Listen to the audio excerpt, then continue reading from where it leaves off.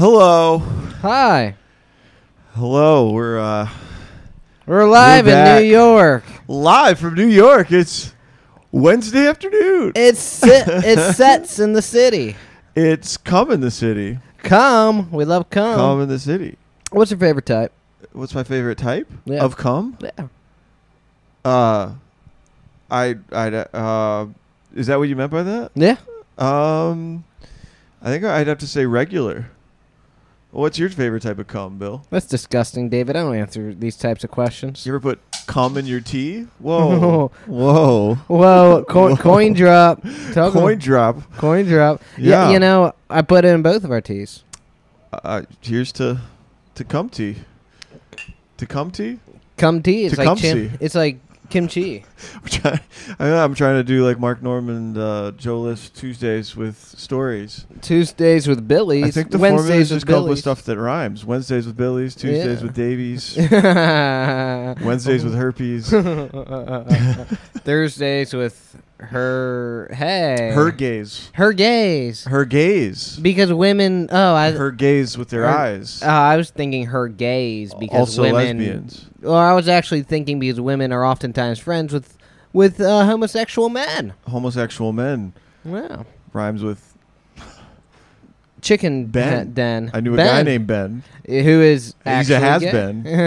He is a has been. Ben He's 30 now. Jennings. Fuck Has Ben been. Jennings. Fuck Ben Jennings. Yeah. Has been. Yeah, has been. He's not Ben enough. Has been. Has Matt. Has- COVID. Oh, COVID's hot right now, Bill, guys. COVID's so hot right now, dude. What do you think about COVID, David? There's a new COVID strain apparently. And, yeah, of course it's new. If it wasn't real in the first place. It wasn't. No, it was a hoax to get Donald Trump out of office. Yeah, that's 100% what it was. Oh yeah, But- I actually believe that. I've been holding back my true beliefs, but I don't give a shit because New York makes you dead inside. You want Bush to know what 2.0. Yeah. Want to know what I really think about stuff? Yeah, what do you really think about stuff? Stuff. Never mind. I don't really want to go into it. I want to hear it. Well, Lay it on me. 2020 election stolen, 100%. I think they Make stuffed the America ballot boxes. great again. Keep America, great Again. again, Too. again. Mhm. The Empire Strikes Back. Again. Again. The Dark Trump Strikes Again. Dark Knight Strikes Again. That's a sequel to The Dark Knight Returns. It is a Mhm. bad book. It is. Don't recommend it. Yeah. Are you distracted by the street noise, Bill? No, actually, I think it's quite soothing. Yeah, it's okay. What do you think about it? It's gnawing at my soul and brain. Is it? Mm-hmm. I don't like it. You don't like it? No, I don't like New Like York. right now or like in general? In general, I generally Yeah. like to close the windows here because it's Yeah. like it's very the street noise and the smallness of the place. And hi, Smiha. Hi, baby girl. Yeah. Baby girl here. Shout out to baby girl. Shout out to Samiha, former podcast guest, Yeah. Miss Dakota Earth, the best business analyst around, And best partner. best partner. Yes, you guys are partners. Yes. Partners in crime. And PICs and everything else. and everything else. Partners in crime and intercourse And herpes. and herpes. No, it's not true. I mean, it's not. who cares? I hope. Cheers, Bill. No, I want to cheers vapes. Bill and I are both members of the BC 5000 crew. BC5. You know what? I went vape shopping today, and I was out, and I had just gotten a stressful work email, and I was really annoyed while I was going to the counter, and I rushed the choice on the flavor, and What I choice? went with strawberry mango, How was it? and I really regret it. May I? Yeah, try it. It's fine, but it's one of those flavors that like once it gets close to dying, it is gonna be. It's gonna taste terrible. It's gonna taste terrible. Taste this bad boy. This is the clear flavor. The clear. I like the clear because Hashtag clear. Yeah, hashtag clear. Oh God, That's good, isn't it? it's so much better. Yeah, and when it dies, it doesn't really taste burnt or anything. Mm-hmm. Yeah, Yeah. clear. That's like it's like a offshoot of the mint flavor? I think so. Yeah. Yeah. It doesn't really have much flavor. It's just a little minty. Yeah. Let's engage the audience. If you're a vapor, what's your favorite flavor? Yeah. What's your favorite way to kill yourself? Yeah. We've been slowly losing viewership, Bill, to be Yeah. honest. I'm really hoping you coming back on is like, a boon Have you to the you crowd. really been losing? Oh, yeah. I mean, yeah. I think this week, the episode that's up this week, which is the Asian girl, Asian girl. Minji. Oh, Fantastic. Minji. She's a hottie. We A love hottie our Asian. Asians. We love our Asians. Shout out, baby girl. So, girl episodes get high ratings. I think, Bill, you get high ratings. Oh, I get the So, best ratings. I'm just struggling to survive up here. Come in the city. Come in the the city, which is also the handle of the Asian girl who, Is it really? Yeah. Oh, she that's has great. two comedy handles: Text in the City for her art, and Come in the City for her comedy. Oh, She's a big cum girl. You'd like her. Unfortunately, she I like cum girls. she quit her job and basically had to go back to South Korea. But Oh, damn. yeah, so you can't. They let her out of there? Yeah. I think South Korea is the good one. That's not It is. exactly. Shout out Kim Jong Un. Shout out to Kim Jong Il. And all the other. You think Kim Jong Il ever use that to his benefit? Ill. That's a good name. Yeah, this I'm is ill. I'm illin'. This is straight up Like a ill. felon. This is Doesn't sick. rhyme. This is ill. This is sick, dude. Yeah. Kim Jong sick. Yeah. Totalitarianism is sick, dude. Fuck freedom. I don't even like it. Freedom is for the not cool people. Freedom's for the birds, dude. Freedom's for the people, for the sheep. Mm-hmm. The real thinkers. They don't adhere to freedom. They're kept in their little boxes. For sure. And the frogs are gay. Frogs are gay. Yeah, they are. Shout out Alex Jones. Yeah, well, I feel like just all over frogs are. Jizz all over frogs? Yeah, have you not? Yeah, of course. Yeah. Viewers, comment if you've ever came on a frog, and if you haven't, you're gay. I've heard people lick frogs. Yeah, to but get it's high. assumed they do it because there was cum on the back. Coming frogs. I don't know what Pull I'm out doing. and come on his back. Yeah. We're off to a great you start. licked the girl frog because the guy frog came on its back. Oh, I thought that you came on its back. Oh, well, it could be both. One time I saw David fuck a frog to death. It went ribbit. You shouldn't eat frogs, but you should. Have you ever ate a frog? No, but I once saw a video on Instagram of a person that stuck a finger all the way down to a frog's asshole. You said that to me. Yeah, Bill, you get me, bro. That's the kind of content I want to see. And the guy was like, "Can I borrow that frog, please? I need to borrow that frog." Right. So frog might give a good BJ. Oh, yeah. Yeah. Yeah, but we've been losing viewership, so I don't know. Maybe we'll fold this up here soon. Everyone in South Carolina hates you now. I know. I've heard. They say David, he was the 9/11 of people. Shout out 9/11. Shout out 9/11 2 days ago, this recording. Yeah, yep. Baby girl's favorite holiday. Yep. Yep, baby girl. Yeah. Samiha Islam. Upon. That's her It's little her name nickname. Upon? Because That's her little nickname in Oh. her family. Upon? Upon, yeah. Apone. Apon. Like poning someone? Yeah. In video Pwn. games? You're pwned. Upon. Like I pwned you, Upon. bro. I think it's a little bit more drawn out, like a softer end, like upon. Soft end. Yeah, I think Good. so. Yeah, we like the soft ends, not the hard ones. R's. Yeah, no hard R's. Right. Except for retards. We like those. We do. We're pro retard. Yeah, we're a retard family here, right? Yeah. Retard friendly and family. Retard. Yeah. I'm gonna have a retard family one day. Right. You are. God is gonna make that happen for you. I've got based an on R all card. the things you've said. Yeah. Yeah. You feel like I have an R card, right? For sure. Yeah. For sure. I have a theory that someone, if you're full retard, and this is from Tropic Thunder. It's not my theory, I guess. David's a hack. Yeah, I know.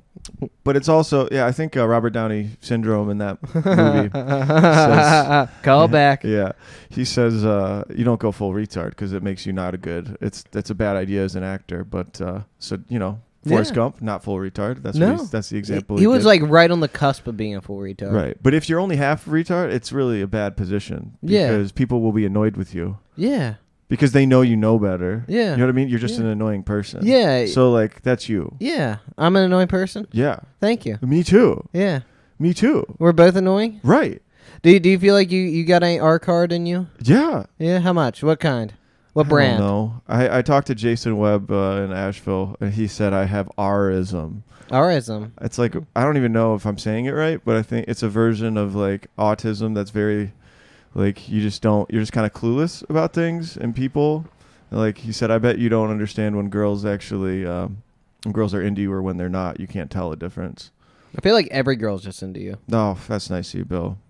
That's not true if you've ever been. David's 6'4", 6'5". He's Mhm. rich. Every girl's into you. Mm-hmm. Yeah. So rich, dude. Yeah. Blue eyes. Brown hair. Almost blonde. All hail Aryan. Third Reich. Yeah, why not? Yeah. Your little Army Hammer over here. I like the juice. Juice, fine. Yeah, the juicer's pretty chill. Yeah. Big fan of LD, little Larry Day. Yeah, I haven't Larry met any Davey. Jewish women here yet. No, you I was haven't. thinking I would, but yeah. Bro, if I were you, I would go full Jew. Go full Jew? Go from full R to full Jew. I'm J. balding, so I think maybe I get a yarmulke. Ooh, I think you'd look cute. I think you would attract a nice... You can convert to Judaism. You converted to Islam. Yeah. Yeah. Can we be friends anymore then? Yeah, I don't care. Yeah. We'll fight over our Holy Land. Yeah. Yeah, but we'll still be bros. Yeah. 100%. Gotta be like it's chill because one of you's right. Mm-hmm. Very chill. So we're bleeding viewers, so we're trying to build up the show. Yeah, he flew me out here. I flew Bill out here. Yeah. This is an emergency.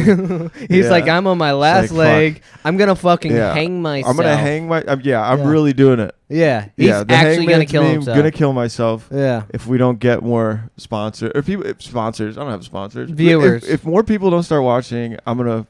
He's gonna quit in a year if he doesn't have a sponsor. Mm-hmm. If his viewership way sooner. Yeah.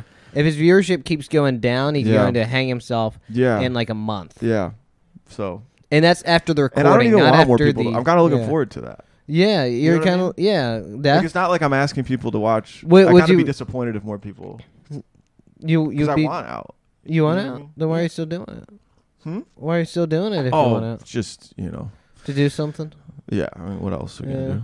Now, would you rather kill yourself or would you rather like die like a different way? Is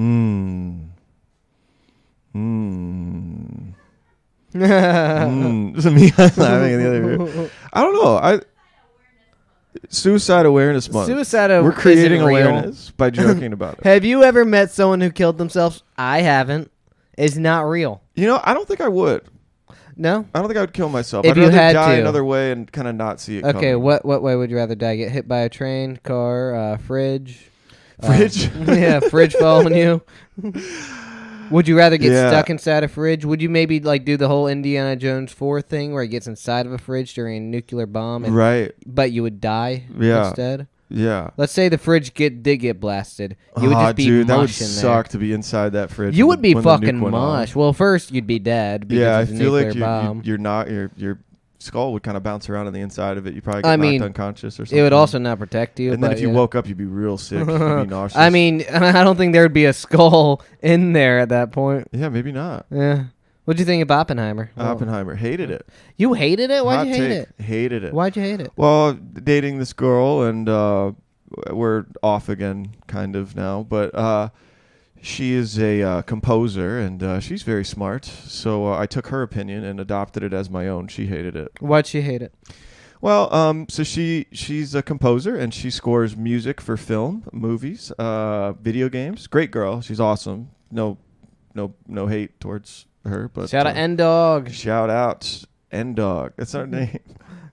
Okay, Bill's off. That's not even what her name starts with. No. That's who someone else's name starts with. Oh. What? Oh. Her ex-husband. Yeah. I didn't want to say it. I know the deets. There's a whole story. We won't get into it. Yeah, my private life. I'm a very private fucking person. I only share every detail of my life. Oh yeah. So her opinion on it was, as a composer who, I don't know. I think she's very talented. She has an eye for these things. And if you've been to the movie, you notice how, like a lot of Christopher Nolan movies, it's loud. Yeah. So loud. It's like to the point where at certain times you can't even hear the dialogue. Yeah. He's not the best at sound mixing. Yeah. I feel like it was one of his best movies, if not the best. Well, so the other things that she had issue with that I also kind of agree with, it was fast paced. So it kept it moving. So it kind of tricks the audience into feeling like, oh yeah, it's building to something. But at the end of the day, the character development outside of maybe the character development of Oppenheimer himself was kind of flimsy. Like all the other people around him were just like cardboard cutouts of characters. There wasn't really a lot of depth to any of them. Except for, RDJ had some... RDJ? Who's that? Robert Downey Syndrome. Oh, yeah. Well, his whole thing, I didn't really... The stakes of that thing, like the security clearance, like why was it that important that Oppenheimer kept his security clearance after it was all over? I think it was more like an ego thing to him. Yeah, but like, to me, I was like... For the government. It didn't seem like the stakes were that high for that little drama at the end to play out the way that it did. I feel like security clearance is a pretty big deal. If you're in that line of work, and that's his entire reputation. It's just his identity and reputation, but like... It's just his identity and reputation. And he was railroading this guy because he made him look bad in one hearing like 10 years earlier. And that happened in real life, though. He made a little joke, but like, dude, is anybody that vindictive? Like, that guy was. Whole thing. Okay. Well, there's that. And also, like, I watched it twice. I thought the wife was kind of annoying. You know how she was an alcoholic? Emily Blunt's character? Yeah. Well, they like kept adding things like, is there a bar here? Like the little dialogue they added to make it seem like, okay, just make sure you know, audience, she's an alcoholic. It was kind of on the nose. And then there was like dialogue that repeated itself like a couple of times in the movie where like one time there was the line, what can you hope from theory alone? How much can you expect from theory alone? Like the odds are 0 of this happening. And then the line repeated again like 10 years later and he said the same thing. Okay, so like to me that's a little cheesy. Like in real life, if you had like this like fortune cookie of a comment that's like, what can you hope from theory alone? It's kind of like okay, and then he repeats the same line 10 years later. So that wouldn't happen in real life. So they do the same thing in The Dark Knight, and you don't have a problem with it. In The Dark Knight, just one character says to, I think Rachel says to Harvey, you always play it close to your chest, and then later Harvey says to Gordon, you always play it close to your chest. They do the same thing in The Dark Knight. Right. I know. It's well, that was the critique that I heard from somebody else is that Christopher Nolan's good at superhero movies, but like he made 3 of them. Right. But they're all kind of like superhero movies. They're like symbols that he's building up and shit, and it's kind of like cliche dialogue and like a lot of build up to fucking nothing versus like a real in-depth like character I thought it was biopic, a beautiful movie. which I hated it. You hated it because a girl hated it. Well, I hated David's pussy whipped. Well, I also saw it twice. I walked in and said, wow, he's pussy whipped. Yeah, well, that's probably true too. Yeah. I don't have my own opinions on anything. No. He actually I can be talked into anything. Yeah, David, I actually convinced him that 9/11 did not even happen. Yeah. Yeah. Yeah, the Twin Towers are still there. Yes. Well, they were never there. They was just like a If you haven't been to New York in a while, come here. They're still there, identical, the same rectangle. No, actually they were blow-ups to start with. They were like little like blow-ups. They just inflated them. Oh, okay, that was what happened? Yeah. That's why they came down. Yeah. Jet fuel doesn't melt steel beams. It was just like a there wasn't even like planes. Spider-Man? That was like like it was like Mysterio type shit, like projections and shit. Like the planes were projections. Yeah. How do you know? Nobody that I know was in New York at the time that it happened. Exactly. I don't know anybody who saw it for real. All we ever saw was videos, pictures. Like you saw how easy it was to do Mysterio. Yeah, like Spider-Man No Way Home or no Far From Home. Spider-Man No Homo. Spider-Man No Homo. Shout out Spider-Man No Homo. But Spider-Man Far From Homo. Mysterio. That's some real shit. That's a true story. What's your favorite Spider-Man movie? I think Spider-Man 2 with Tobey Maguire. Actually, that's my favorite live-action one, I think. But I think my favorite one is probably Spider-Verse 1. Spider-Verse. Maybe Spider-Verse 2. That's with the black kid? Yeah, dude. Yeah. Is that what we watched at Adam's house? Yeah. Yeah. Oh, have you seen Spider-Verse 2? No. Oh, it's so good. I don't think I'd go out of my way to see it. I wasn't even aware of those movies until you and Adam turned me on to them. The third one, I think it's on like halt because of the writer's strike and all blah blah blah. The visuals on that were fucking incredible. Dude, they're even better in the second. It's so good. No, I dig that shit. Yeah. That's Oscar cool. Isaacs voices Miguel O'Hara, Spider-Man 2099. He's kind of the antagonist of it. Okay. It's really good. Sweet. Yeah, Gwen Stacy's back. Shout out Gwen Stacy. Shout out to Gwen Stacy. Yeah, little ghost spider. Isn't she a cartoon in that? Yeah, they're all cartoons. Okay, so we're shouting out we're shouting out Haley Steinfeld as Gwen Stacy. Haley Steinfeld. Yeah, she also played hit up Bill Riner. Kate He's in a relationship, but I think your Hawkeye would be pretty cool. Hawkeye. Yeah, she plays Kate Bishop Hawkeye in the TV show Hawkeye. Yeah, with Jeremy Renner. Okay. Yeah. You know what movie I loved? What's was Mission Impossible. The new one? Oh, yeah. Oh, it was so good. It was so fun. It came out at such a bad time because it came out like a week or two before Barbenheimer. Yeah. But Dead Reckoning Part 1, that slapped dick hard. Yeah, dude. It's Part 1, too. Yeah, there's another one's coming out soon. Yeah. I really loved it. Now, the first Mission Impossible I saw was MI6 Fallout, the one with Henry Cavill where he goes. You never saw the first one? I didn't see any of them up until I saw that, and then you went back. Yeah, but like I was blown away by the sixth one. I hadn't seen a single one. I got everything because you don't need to know anyone's name. You just know this is that actor. This is that Mission actor. Impossible carries an appeal to me because like Tom Cruise is like he's still doing amazing. Like part of it is like the effort he's putting in. I'm like, you gotta respect it, dude. God respect it. I'm pretty sure I've already said this on the pod, but MI6 that helicopter scene. Remind me what happens. He's flying a helicopter through a valley, chasing Henry Cavill's character. Okay. And Tom Cruise had to spend like 8 hours a day, training how to fly a helicopter while he was filming everything else. Mm-hmm. And he flew it into a valley where most experienced pilots wouldn't fly. Well, he was actually flying the helicopter. Yeah, and he was also operating the camera and acting during all that. That's 3 jobs that guy was doing for that one scene. It's incredible. Yeah. You know what? His special effects, he does his own stunts. Very cool. You know what's weird about the Mission Impossible stuff? I remember, I don't know if you saw this promo on Instagram, but there was like 2 promos I would see of Tom Cruise for Mission Impossible. One of them, he was riding the motorcycle. And he off the mountain? Off the mountain end of the thing. And he actually did that stunt and did a base jump off a motorcycle. Fucking crazy. But the other one I saw was he was like standing on a plane wing, on a biplane. And he was like talking to the camera. Oh. And he was like, you could barely hear him, but he's like, come on out to the movies. Mission Impossible. I'll see you at the movies. And then the plane like does a barrel roll like. Oh my god. Yeah, and he's like strapped to it and shit. That's awesome. But the weird thing is that scene is not in the movie. It's not in the movie at all. Do you remember the promo that I'm talking about? No, I don't think I I'll saw show that it to you one. after. Yeah. But, so that must be in the second iteration of it. But yeah, I love Mission Impossible, man. And I like the villain. It was like an AI thing, but it's also controlling that other guy. So I thought it was really cool. I mean, and they're kind of scratching at the bottom of the barrel of how you up the stakes because they've done 6 Mission Impossible. Yeah. So how can you get it any more like? I think they should rename it. It should be called Mission Improbable. Mission Improbable because nothing's impossible. We don't even know Tom what it Cruise. is. Yeah. The only thing that's impossible is our Lord and Savior Jesus Christ not existing.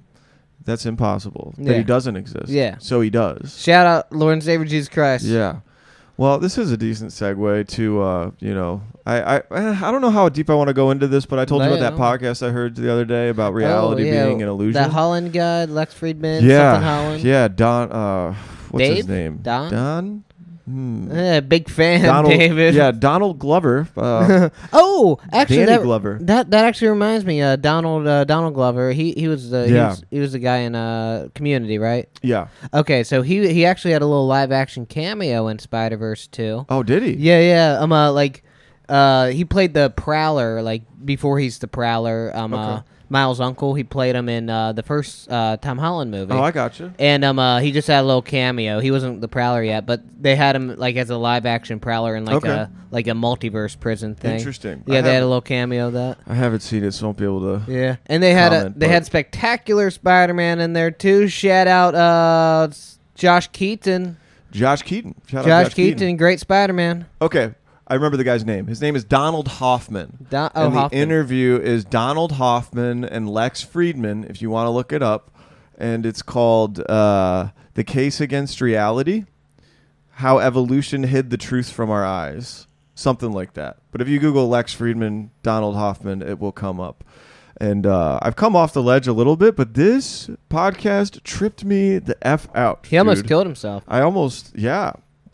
And then I don't even know if I would die. Is what this podcast He would says. just become part of the universal consciousness. Right, exactly. So let me summarize the point. So everybody, people have said like, hey, yeah, we live in the Matrix. But this guy lays out a scientific argument that I think is pretty rigorous, but I'm not a scientist. Who knows if this is even right? But he says there is no way to test it. Also. Evolution, right. And this kind of says there's no way to test anything. But he said evolution by natural selection. Shout out evolution. Produced species in humans designed for fitness and procreation and maintenance of the species. They made fitness. Look at us now. Am I right? Look at us now. How fit are we competing in shit? I'm pretty fit. Bam. Bam. Yeah. So our sensory systems, our 5 senses, evolved to so that we would be fit to survive in the environment and maximally procreate.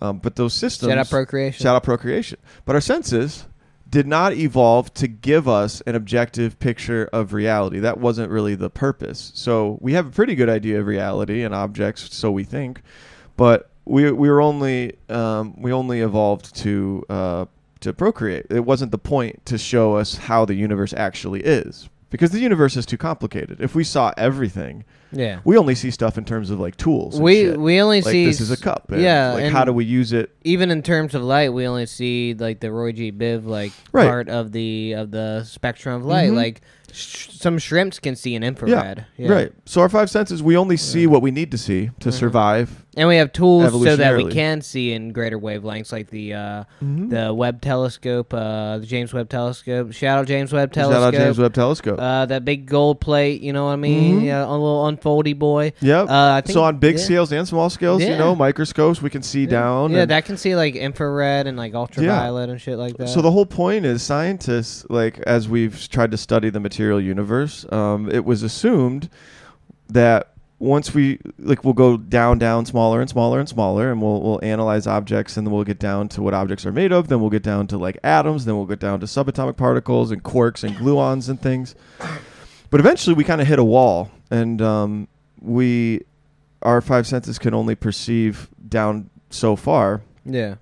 And really, they're just representations of space-time. But we know there's stuff beyond that. We don't know really what boots up our reality. We don't know what's behind it. So our 5 senses are limited. And then with space-time and physics, we also, like how we measure those things is all within our box of 5 senses. So there's something outside of our box of what we can observe.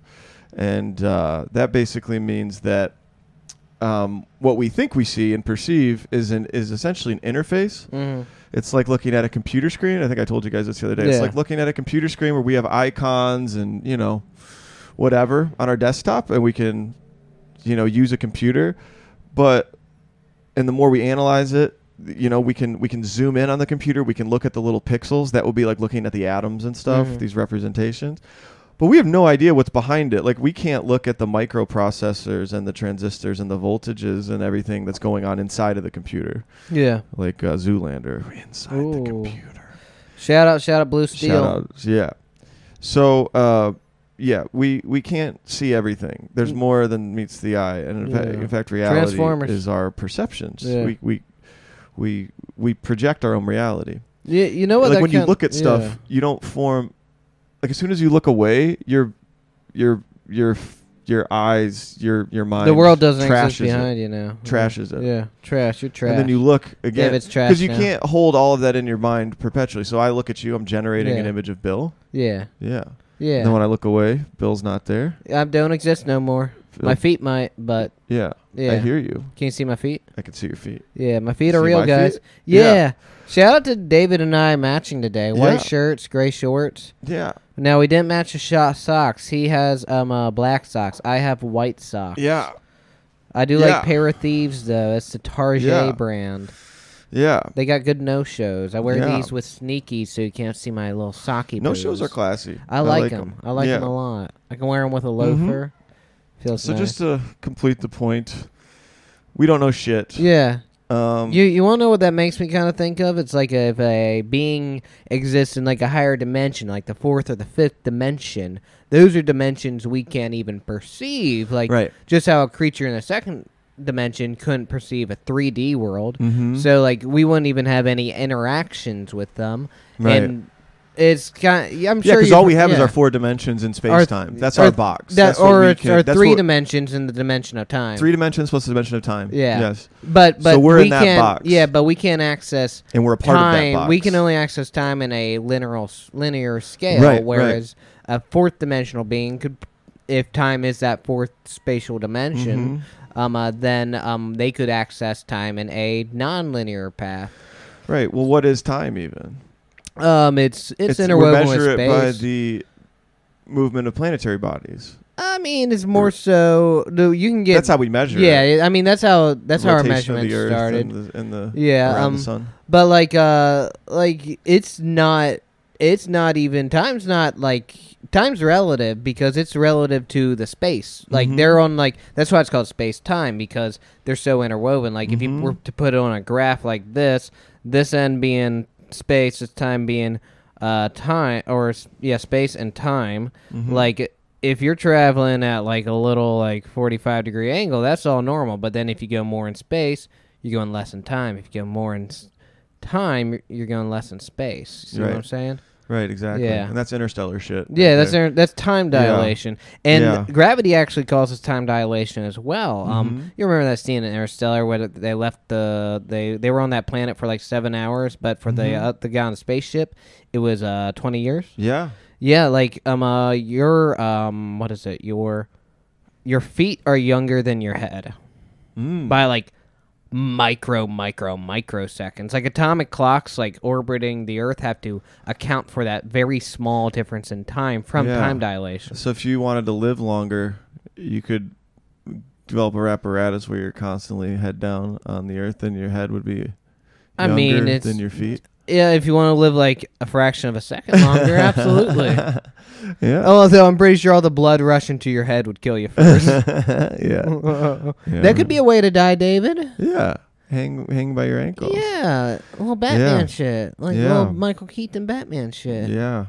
But it is bizarre to think of reality as a construct, as an interface, and we're just beings behind this veil. And everyone's reality is poking different. Through. Yeah. Yeah. Like your red's not my red. Yeah. Blah blah blah. And even like just the way you think changes reality. Like the reality of a full R card, that's like much different than just a partial R card like me. Right. But they're ultimately limited by the material construct. This is what I like this they're limited by which blocks they can play with. Oh Jesus, Bill. we love we do. Shout out to my cousin Shit, you forgot your cousin's name. Well, I don't have one. I was making up the cousin. Oh, Gary. Yeah, shout out to retard Gary. Okay, I'm sorry. Sorry, everyone. Just kidding. I don't care. Retard. Retard. No, but like, okay, let's say that. Let's say an example of someone who has like a mental. Yeah. The how full we go? How hard we going here? Of this theory is that person would be maybe limited by their brain and their cognitive, but they still do have a consciousness behind it, and it might be limited by what their brain, but there still is like real love and interaction and joy and things. Yeah, like the theory of this Donald Hoffman guy about consciousness, I like. It's because consciousness is a one thing. He's trying to map this mathematically, but consciousness, being able to experience something and interact with something or whatever, that's one big thing. And if it's outside of space and time, it's just a unitary, it's just a thing. And if you apply consciousness within a material space-time realm, what we're in, our box, if you put consciousness through, it would poke through in humans, in our little beings. Right? So like each human so we're like a hole punch in the page of consciousness? Space-time would be the veil. Okay. Right? And we can't see behind the veil. But consciousness is like a little poked stab in hole. Yeah. Yep. And then each human has a different poke hole. Okay. Right. But somebody like who has Down syndrome, or somebody who just everybody who has different experiences or different bodies or different, upbringings or whatever, their consciousness and how they react to each other and whatever will be different and limited, and not everybody's going to agree on everything, or some people are going to be bad, some people are going to be good, but it's still the same consciousness back here. It's poking through in all of these different facets. And animals too, like anything that's living. What about trees? What do you think about trees? Interesting. Trees they may have a consciousness too. Yeah. You think so? Maybe. I think I saw one time on the lower level consciousness, but yeah, I think one time on the Lex Friedman pod, or maybe it was JRE. I'm pretty sure it was Lex. One scientist was saying, "Hey, maybe trees are smarter than us. Maybe they live on such a longer scale we can't even perceive their consciousness. They operate on a different level than we do. Yeah. Maybe they're just as intelligent, if not more intelligent. Right. Now I think that's fucking stupid. Right. Well, anything living. So this is the theory. It kind of gets back to the theory of God, and this has gotten me back to kind of shout out God. Shout out to God. Because let's say the collective consciousness behind the curtain is God, right? And it pokes its way out through whatever. Two conscious agents. This is a mathematical thing. Like I have consciousness, you have consciousness, we're interacting. Once two consciousnesses start having a conversation with each other, they satisfy the mathematical definition of a single consciousness. It's not two consciousnesses anymore. It's one consciousness finding out about itself through a conversation. So mathematically it can divide out into. So it's like a dog chasing its own tail. When it finally catches, it's like, oh, this is me. Yeah. Oh. Like we're not any different fundamentally from each other. We both have consciousness, therefore we share that. Therefore, mine's better than yours, David. We're one, right? I mean, we're one. Not everybody can have Phantom of the Asshole. Phantom of the Orifice. Thank you. Phantom of the Orifice. Yes. Yeah. So we're all one. Yeah. God is behind the veil. We all have a piece of God, and then when we die, even our brains and everything, they used to think that matter evolved, and a lot of people still think this, and eventually matter got complex enough, and then brains evolved, and if matter gets complex enough stacked on top of each other and neurons start to fire, then you get consciousness from matter. But Donald Hoffman's flipping it. He's saying no, consciousness existed all along, and it manifests through brains, but consciousness existed the whole time. I think that's a cool idea, and I'd have to watch. I'm going to watch the podcast on my drive back home.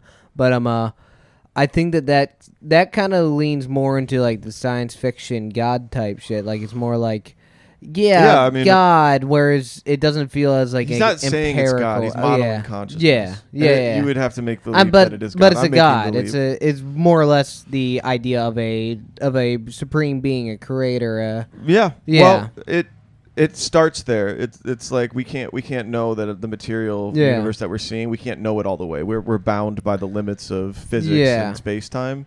So if there's something beyond it, what is that? We don't know. So let's start with consciousness, because we know we're experiencing things. Descartes, I think, therefore I am. Do you know Descartes' philosophy? I've heard it. Yeah, so basically he doubted everything he saw and was like, fuck, I don't know if anything's real. So I'm going to think, well, I know I'm thinking something. I know I'm experiencing things. That's all I know for sure. So he's kind of starting with that. Okay. That experiencing is consciousness. Okay. So if you know that you have it and you're interacting with other people and you model it out, then you go from collective consciousness that's outside of space-time. If it was stationary, it would know everything. And then it manifests through and then all the world is consciousnesses and learning about itself. Yeah, I wanna hear his Hoffman's description of this, because it sounds kind of like, dude, we're all just one consciousness, man. That's not how he's at all. He's very nerdy, but and he might be wrong. I don't fucking know. Yeah, and there's no way to test it. There's no way to test any of this until Well, there's a way to model it. So what they're trying to do is they're trying to identify equations that are not bound by space-time. Okay. So they're not going to follow the rules of unitarity and location, which is, I think, with subatomic particles, that's a thing. Is that the Heisenberg uncertainty principle? Where you can know the speed or location, but you can't know both simultaneously. Yes. So stuff like that. But they're not even following the laws of space, and then they want to see if they can take that equation or that math, whatever, and produce outcomes that you would see in space-time. Oh, that's interesting. So it's much more mathematical than just like what if. It's mathematical, yeah. Okay. It's all physics. I am very interested in hearing this. Then I am very interested in researching Mr. Huffman. What's his first name again? Donald Hoffman. Lex Friedman, The Nature of Reality. And again, I don't know if it's like flimsy logic or intuition, but I really like the idea though, because if our physical bodies are not fundamental, that would mean that potentially when you die, your consciousness lives on or gets united with the consciousness behind the curtain. Because I don't want to die, Bill. You don't want to die? I don't want to die much either. I joke about it, but I rather enjoy living. Honestly, if I'm to be completely candid here, if I had to choose between being alive and not being alive, I would choose being alive. Yeah. Yeah, living's good. A little bit of a hot take. Dying, not as good. Dying's not chill. It's not chill unless you're a krill, which is a shrimp. I am short, so I am a shrimp. You know who's savages is in the animal kingdom are orcas. The whales. Ooh, tell me about like are those like the killer whales? Yeah, free willies. Oh yeah, they're wild. They're straight wild. I saw a video on Instagram today of this seal that was on a patch of ice. And he thought he was safe. It was like a big, and then the orcas bobbed their heads up, and they were like, "Oh fuck!" And then they swam and like popped up and broke the ice. Oh shit! And then it was on a smaller piece of ice, and then they came and created a wave, and then got the seal in the water. Holy fuck! And then they didn't show it, but I'm assuming they ate the fuck out of that. That water turned red, if you know what I mean. Yeah. Damn. Periods. Dude, you know what's crazy? you know who are real killers? Who? Cats. Cats, dude? They like to torture shit. My cats, they'll torture beetles and stuff. One time, it was really cold out, and my cats were taking turns out on the patio. Shout out Dog and Mr. Bubba. Yeah. They were taking turns out on the patio, torturing this bee, like batting at this bee. Yeah. And then little Bubba boy, he got stuck in his paw, and he was going, Oh no. Yeah, he's a dum-dum. He's not smart at all. Bubba. Yeah, Bubba. Named short for Bubastis. He's named after the ancient city dedicated to the cat god Bast. Yeah. I got the name from Watchmen. That's Ozymandias' cat. Ozymandias. Look on New York's you mighty in despair. Yes. Yeah. That's his whole like idea. Right. Like he was like not literally a reincarnation, but like a metaphorical reincarnation of like Ramses II. So he's a god. A reincarnation of a god. He's like the smartest man. So what happened to Ozymandias? In the book? Yeah. Why does he say, "Look on me, works you mighty in despair"? I think I know. Oh, like the poem. Mm-hmm. Okay, so the poem it's about the hubris of man, and look upon it reads. And something like the wanderer looked, and all he saw was a pedestal that said, "Look upon my works, ye mighty in despair," and nothing else remained. Yeah, that was all that we have of Ozymandias' kingdom. Is that the same as Ramses II? I think he's the same as Ramses II. Yeah, but yeah, no, it's about the hubris of man. Like he owned the entire world essentially. Yeah, but didn't make him happy. No, well, it's not that. It's his. All we have of his kingdom is that one pedestal. My name is Ozymandias.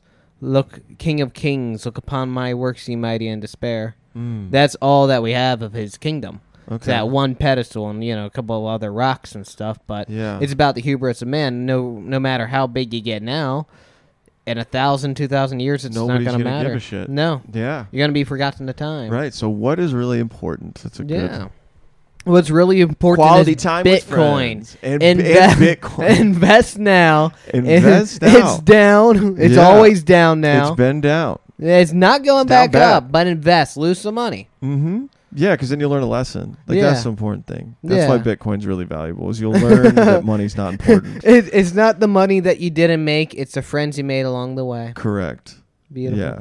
You got any friends in poverty? Davey? Yeah, poverty's cool. Poverty doesn't exist. Yeah, I got plenty of friends in poverty. Yeah, it doesn't exist. No, no friends in New York. Still open to it. He's open and searching. Yeah, hit him up on Bumble Best Friend Finder. Best friend. Yeah, I'm actually banned from Bumble, so you have to hit me up on Hinge or something else. Well, that's to find a chick. Can you find best friends on Hinge? Yeah. No. And Tinder is terrible. How'd you get banned from Bumble? Oh, I during the 2016 election, there was some I don't know. I think Trump did something horrible. And you mean chill? Yeah, I mean I didn't think it was that bad, but he said something controversial, and I think Bumble made a statement on their platform that said we will not tolerate hate speech of any kind or whatever, and it was clearly politically motivated. Like it happened right after the political news story, and I wrote an email. I deleted Bumble, and I wrote an email to Bumble saying this is stupid. Like, why are you making a partisan political statement during an election year? Like, this is so dumb. I'm not going to use you guys anymore. I'm going to use Tinder now exclusively. Then a week later you went back. And a week later I got bored and I was like, Bumble's better. Bumble's way better than Tinder. And I tried to download it, and like my username wouldn't work, and anything attached to my email wouldn't work. And that's funny. Yeah. So I'm assuming I was banned. I couldn't connect anything to it. My social media, I still can't make one. So yeah, I'm not a Bumble boy. Not a Bumble boy. David's not a BB. But I made a principled stand about like free speech. That's good. You have your, whether or not people agree with you or not, you have what is it, standards that you live by. And I think that's important. I don't give a shit about that anymore. I wish I had Bumble, but back then I was pretty political, pretty political idealist. Yeah. You're still a little political, but you're nowhere near as political as you were. Yeah, I mean, I just can't let the liberals get too far out of check, Bill. You gotta whip them back into place. Yeah, but I love my liberals. You fighting any liberals here? No. No. The only thing that bothers me is sometimes it gets a little bit like, they're like in a mind bubble of shit, and I don't like, you don't see it that much, but sometimes people make political comments and assume everybody agrees with them, and I'm like, yeah, that's kind of gay. Gay. We do love the gays. We do love the gays. I'm a big gay.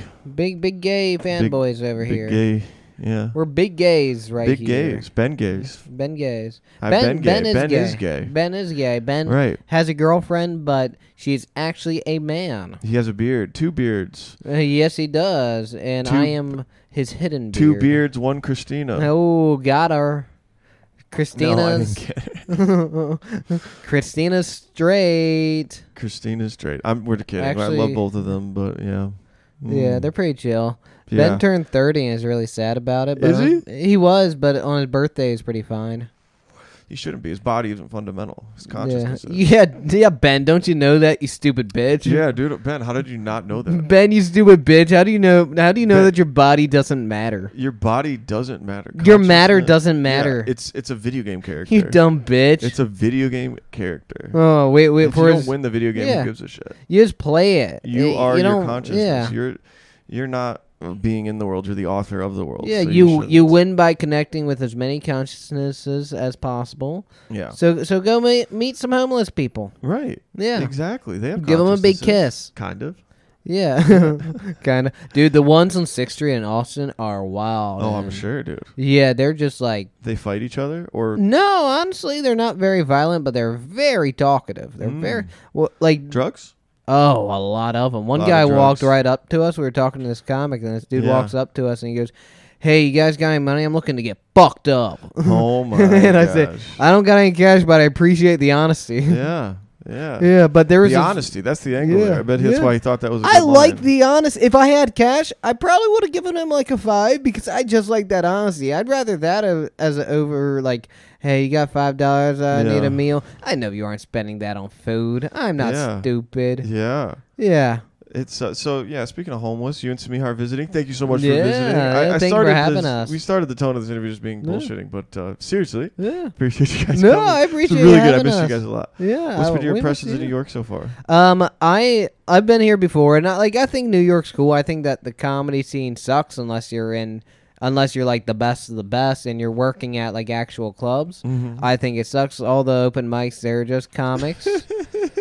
And you know how much comics want to pay attention to other people's sets, and their opinions don't really matter to start with. Yeah. What the opinions that do matter are the audience. Yeah. So that's sucks, but it's cool how many mics are here and how many mics you can hit. And I love the hustle and bustle of the city. I think that's really cool. I love how many different people you see. For sure, dude. And it's just cool, like, just going everywhere in New York and how much there is to do in New York. So I love all that, but, like, me personally, like, I wouldn't want to live here for comedy unless I was already established. Yeah. If you were, like, established, then absolutely. But as, like, a open micer, I wouldn't. Yeah. Yeah, for sure. It's shit. Yeah. Very shit. Yeah, no, you are not enjoying yourself, are you? Yeah, that's why you should move to Austin. I want to move to Austin eventually. Yeah, I'm not moving. Couple years. I'm not moving. I'll stay here or go back to Greenville. Come back to Greenville. Yeah. David's driving back with us. Yeah, I'm thinking about hopping in the car with Bill. Yeah, you should. Honestly, we got room. Yeah. Fuck this comedy shit, bro. Just visit for a week. Be a normal human for a while. You gotta watch out for your mental health. You gotta watch out for your mentals. Yeah, you gotta watch out for your consciousness. Yeah, because that's all that really matters. And your video game body's gonna die, so you might as well. Video games aren't real. You might as well, yeah. Yeah. What's your favorite video game? Favorite video game? Candy Crush. Candy Crush. Yeah. Whoa. I wasn't expecting Tetris. that. Yeah. I've been playing this game on my phone. It's one of those slidey ones where, like, the blocks come up and you got to slide them and you got to get a whole row for it to... Tetris. No, it's not quite Similar Tetris. concept? It's similar concept. Yeah. But it's more like Gravity. For sure. Kind of. But, like, I've been playing that and I like that. But What do you play? On the toilet? Yeah, toilet at open mics. Okay. Yeah. When I get up during the day. Yeah, because I can't pay attention to mics because, like, I'll be honest, like, I don't care if comics are watching me. I see these people 3-4 times a week. I know all their jokes, so I don't really pay attention. Like, I physically can't. Yeah, I gotcha. Yeah, Candy Crush was my thing. It was I never played it. I've heard that. A lot of, like, middle-aged women developed Candy Crush addictions, and it was like a real problem. Yeah. Like, moms I'll crush their candies. Yeah, me too. Yeah. But they're too busy to want to even crush candies. They just want to play candies. Yeah. They don't want my candy. They want our candy.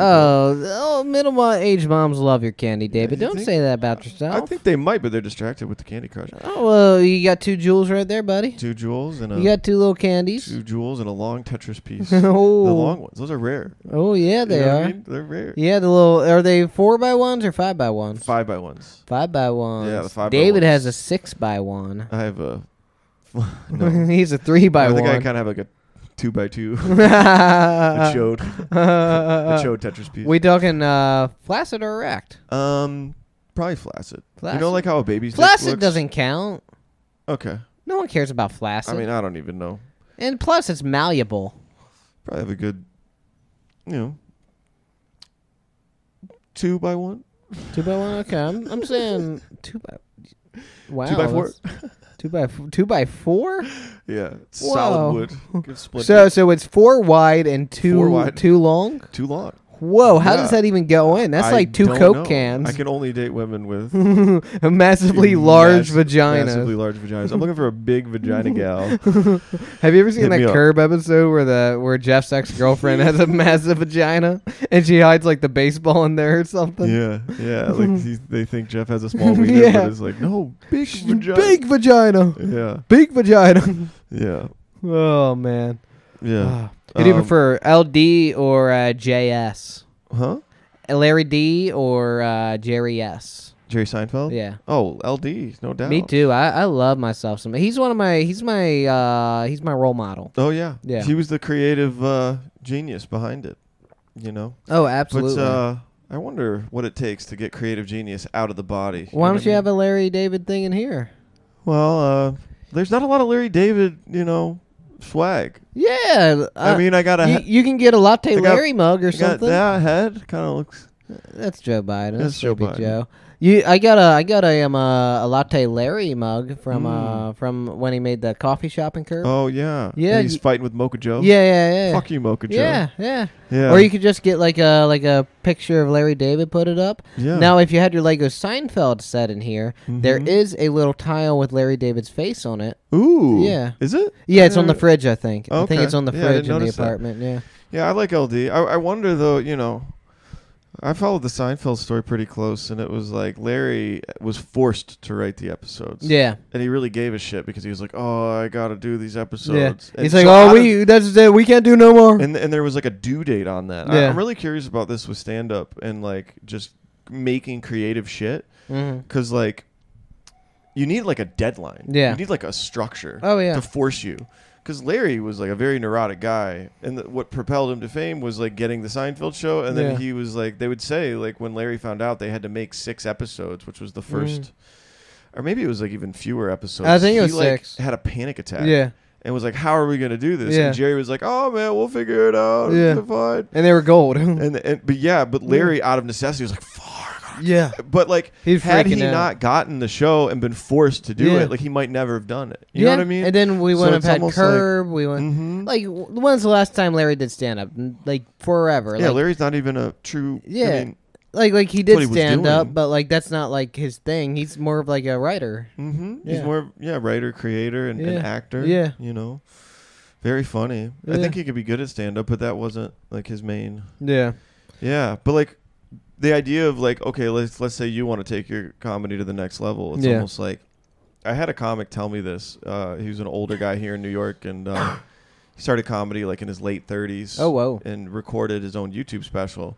And he made a comment on a podcast about how he wasn't really that productive until he planned the venue and had the date. Oh, wow. Because then he's like, I can't fuck around anymore. This is due. People are coming on this date or they're not. But I need to set a date for myself, and that's going to bring the most out of me. I feel like setting dates for yourself for comedy. I work best on a deadline. Even if like I push too. everything to the end of the deadline, I work best with the deadline. We're all lazy as our 100%. default mode. You need to like set a fucking date. Yeah, like when I was working on Legos, like I would be working on 2 figures at a time simultaneously, right? Because that felt like a due date. Because then I had a whole list of other figures I wanted to make as well. Because I was giving myself a list and like not literal due dates, but due dates so I could like figurative due dates so I could move on to the next figure I wanted to work on. Right, interesting. So setting up 2 at the same time helps you stay. Yeah, on so track. I could multitask, and like when one was like curing or drying, I could be working on the other one. Yeah. Yeah. Interesting. Yeah, because otherwise I feel like you can just kind of continue in this mode of just like, I'm just doing mics, I'm just doing whatever, I'm not really writing as hard as I otherwise would. I'm kind of just like, there's no end in sight, you know, we're just hoping to get on shows or whatever. I feel like setting up like real hard goals, like another thing like you could do in Greenville that I used to do is like you book a date out at the Laughing Skull. Yes. And if you're like, fuck, I'm going to the Laughing Skull in a month, so I can't fuck around because I don't want to embarrass myself. I gotta at the work. Laughing Skull. I gotta be working. Right. Yeah. Or like if you just, you know, if you have booked shows too, you kind of be like, okay, I got a booked show. I can't fuck around. I gotta make sure stuff I'm going to do is tight. But then sometimes for a book show, you're just kind of like, oh, this is going to suck. I know no one's going to be here. I mean, the downside is like once you have material that you know is kind of decent, you can be like, fuck, book show. Like I'm going to do the stuff I know works and I don't really have to. But yeah, stuff like that. Doing a showcase at Laughing Skull that you're going to record, or like I haven't found stuff here. There are comedy clubs here where you can record a set. I think New York Comedy Club does like booked mics. Yeah. Some of them I think are maybe bringer shows where you got to bring people, and that's kind of a drag. A lot of that shit I just don't fucking feel like doing. So yeah, I wouldn't bother. I'm being a bitch. That's just. But me. I mean, who would you bring? Yeah, I don't know. Yeah, I'd probably buy the tickets myself and just give them to homeless people. And let them come in. Hey, you want to see a comedy show? Just ruin the show for everyone. I was told free food. Yeah. No, just be like, look, they have my credit card. Get them whatever they want. I don't care how disruptive they are. Like, give them 10 beers. I don't give a fuck. Give them as much alcohol. I don't care how bad they smell. I don't care how loud they. The rest of the audience leaves. Just 10 homeless people. Yeah. Then I'm just. I would love to do a comedy show with just homeless people in the audience. Yeah. That would be so disruptive. Yeah. Ken Wood has a joke about that, about working at the bar at the Comedy Zone, and how like he lets like the homeless people sneak in and do stand-up comedy for each other, put their lips on all the liquor bottles. Yeah, dude. What's the deal with change? What's the deal with change? Yeah. I love Ken. Ken's one of my best buddies. Yeah, dude. Shout out Ken Wood, dude. Shout out Ken Wood. I was hanging out with him when he was working at Stone Pin one time, the bowling alley. Dude, I didn't know he worked at Stone Pin. He doesn't anymore, but he would like be working there double like shifts one or there, one or two a week. Nice. But like I was hanging out with him one time, and we were playing the claw machine, and I won a little Bam Bam, like from the Flintstones, and his little skirt was pulled up. And I thought that was drugs. Oh, that'd be pretty cool. Was that slang for drug? Never mind. I believe you so. won a Bam Bam, a literal Bam Bam, little stuffed toy. Yeah. And the seam on the crotch, it looked like a mangina. And then we put it behind the bar at Comedy Zone. Yeah. Nice. Yeah. I like the knickknacks collected at Comedy Zone. Yeah. Yeah. You miss Comedy Zone? Fuck yes. Yeah. I miss everybody. What was your favorite part? I mean everything. How good the mic was? Yeah. I mean, to me, Comedy Zone was just every Comedy Zone night was pretty, magical. Yeah. I mean, sometimes it was trash. Yeah. Don't get me wrong. Like sometimes. But like 80%, it was really good. Yeah, it was fun. Even if like you in particular didn't do well. Yeah. Like it was still a good time. I think fun can make up for. Yeah. Funny sometimes. Like, not always. Yeah. But if the comics are having a lot of fun and that energy can kind of translate to the rest of the room. Dude, I don't know. I just loved it. Like people showing up, doing their jokes, trying, and you get real audience members from the street, people that are willing to give us a shot to make them laugh, and pay $10, and and it's fun because like you can try new stuff there too. Like you can. It's a great place to try new stuff and see, hey, does this actually work? And and when we were there, living there, like you saw a lot of comics get better. You saw a lot of people really. I think Comedy Zone definitely made a huge impact on us. Yeah, I know. I got better there. I mean, I was terrible, and then it got mediocre. Yeah, maybe that and Coffee and the mics in Asheville, they all made us better comics. And it was just all a hang. I love all that. The hang afterwards and karaoke and it's very special. It was. I don't think anyone even really goes to karaoke anymore. That sucks. Why not? I think that you were kind of like the driving force going to karaoke. I peer pressure people to come out, and it worked. Be like, people would say, "Oh, I gotta go." I'd be like, "No, pussy, you gotta come. No, you can't go. Please, you can't go. You gotta come. Please, please." I can't go home to my. I can't. I live a whole 5-minute walk away. I can't go home. I don't want to go home. It's how depressing it is to go home to my solitary apartment and stare at my fucking four walls. You should have gotten a cat. Yeah, that's why New York's been hard because you got to go home after. Yeah, and it's just get a kitty cat, get a little kitty cat, and fucking people don't want to hang here. Yeah, actually, I take that back. There's been some really nice late night comic hangs, and that's what I live for is the hang. That's chill. The hang. So you have made friends. Yeah, there's a few, but in New York it's hard because you'll have a hang. Yeah, but they live an hour away. But you might not see them again for like a month, so it's like. There's no schedule or consistency. Whereas in Greenville, we'll see you tomorrow. Oh, yeah. It becomes like a fucking clique. Yeah. Because you're in deep with the people. Yeah. So it's like you're super tight with your friends. And that's really, to me, what it's kind of all about. So, yeah, it'll take a little while to find the tribe of idiots that will hang out with me. And go on BFF Finder. Yeah, BFF Finder. BFF Finder. Yeah. Certain point, you kind of just got to find comic friends. Yeah. We've got some. What's your ideal friend? Oh, somebody broken and depressed. Broken and depressed, so you guys can just sit in your apartment. Somebody together. who doesn't want to try. Doesn't want to try? Yeah, the tryhards are not the ones. Yeah, the ones. I mean, I don't know. But you want them to try in comedy. I guess. I guess. I don't want them to be funny. I don't even like stand-up. I don't even like it. I don't even know why I don't know why I moved. Yeah. David, all why did you move? By the way, we're in the bedroom, which would have been Cody Hughes' bedroom. Shout out Cody Hughes. The Cody Hughes Memorial Podcast Studio. We should make a sign. That would be really funny. And then when you finally get him on here, he'd be, I remember what's this. The Cody Hughes Memorial Podcast Studio. Welcome. I've been sleeping in this room the past couple days. Yeah, Bill has an air mattress. Yeah. This room is actually about like 8 feet by 8 feet or something. Yeah, the mattress takes up small. the entire room. Mm-hmm. Yeah. All the lights were just jammed to the side. Yeah. No, it's fun. It's fun. And then one day the mattress like inflated itself. Yeah. I left it. I thought I unplugged it, but I left it plugged in, and it inflated itself back up because it has like a computer in it that blows it back up when it loses air. Yeah, there's an AI mattress. Bill brought a mattress that has like human consciousness. My computer. I mean, my mattress has consciousness. Right. Oh. Yeah. Yeah, What's your favorite? You could have sex with it. Oh, I have. You have? Yeah, it's it is a nice little hole. Mm-hmm. It's very tiny, just my size. Right, but then it gets because jealous. You gotta go. And then it gets jealous, and then it blows itself up. Yeah. At first, I it thought overinflates itself and kills itself because it's jealous you're having sex with other people. Oh my god, that'd be funny. I was having sex with my bag instead. With your bag? Yeah, with my little bag. Little with baggy. My sock. Mm-hmm. Bill, what gives you pleasure? Men's bottoms. Asses. Yeah, no, I'd say I'm good people around me. Good people around me.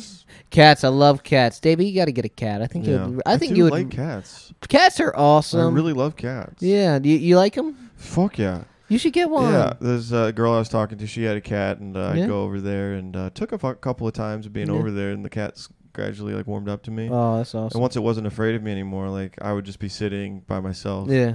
Because we were fighting. And the cat would come up. And the cat came up to me, and I kind of felt like that meant like I won the fight because the cat sensed my vibes and was like talking to me. Yeah, the cat was chill. It was like, you look like you'll give me food. Well, maybe that was why. I don't know. But maybe just want cuddles. Yeah, maybe just want petties. It knew I was a pushover, and I pet him. Or her. What was the gender of the cat? It doesn't matter. It was non-binary. Non-binary. Yeah. But I mean, the cat never told me its gender, so how could I assume? Yeah, how could you assume? Right. Well, our baby boy Bubba, I thought he was a girl for a month until it took a month and a veterinarian tell me he had testicles. Yeah, he was a kitten though, so his testicles. It's hard to see, very tiny. Yeah, like that. Like as soon Are as they inside the body? Well, they hadn't dropped when I first got to him. I gotcha. And then like, by the time I took him to the vet, I didn't take a second look down there. Right. Okay. But once she said, I was like, "Oh yeah, those are testicles." Yeah. Shit. Furry little. Yeah. So you thought it was a woman until then? Yeah. Yeah. And that's why I got him, because like he showed up at my coworker's house with him and his brothers, and I said, "Oh, give me the one that's a girl." And so she was like, "Oh, this one's a girl," and so I took him, and I almost named him Catman. I'm glad I didn't, because I would have not have been funny. No. Yeah. If it was a boy and I named it Catman, how lame would that have been? You could name him Cat Girl. It doesn't have the same ring. Catwoman. Catwoman. It's a boy. It's a boy. Don't assume his gender. It's a boy. We'll call him Catwoman. That's funny, though. Okay. But yeah, you should get a little cat. You For should get a little kitten. You can find them in like any dumpster. Yeah. Yeah. Yeah. They'd be pretty chill. Yeah. They could pop your air mattress. Yeah. Absolutely. Do you enjoy sleeping on an air mattress? Yeah, I still sleep on an air mattress. Yeah. It's a twin.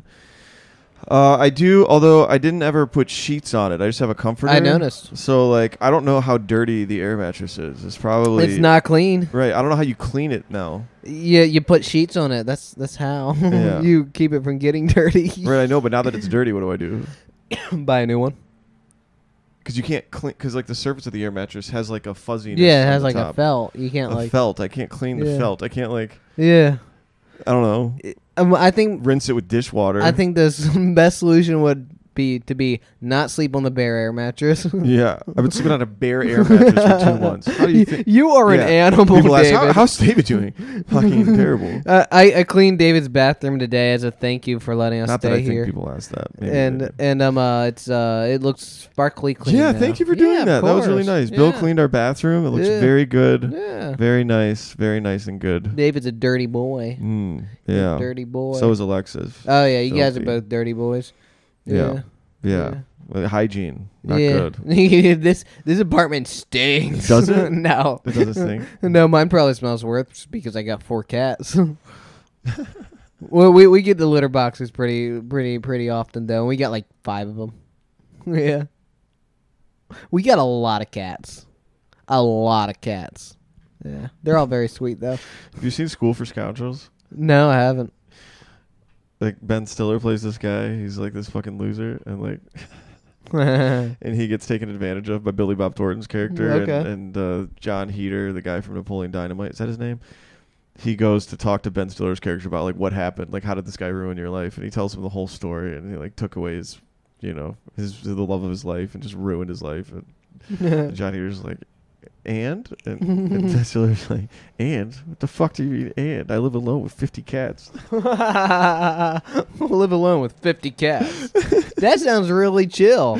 Yeah, I would love ruined 50 his life. cats. I know. Dude, we almost had 5 cats at one point. Yeah. When the roommate moved out and she had left her cat for like a week or two while she was like setting everything up in her place. Yeah. And I thought she wasn't gonna come back to get him. Damn, dude. Damn. I thought because like it was like 2 weeks and Arlo was still there. Yeah, you wanted to keep him, huh? At that point, like 4 to 5 cats, there's no difference there. Now the jump from 3 to 4, that's a pretty significant. Or even like 2 to 3. It's not actually 2 to 3 isn't. Yeah. 2 to 3 is not significant, and 3 to 4 isn't significant. But 5 to 6, 4 to 5. That's. Yeah. 3 to 4 is a big jump, and then 4 to 5. That's like no jump either because it's like.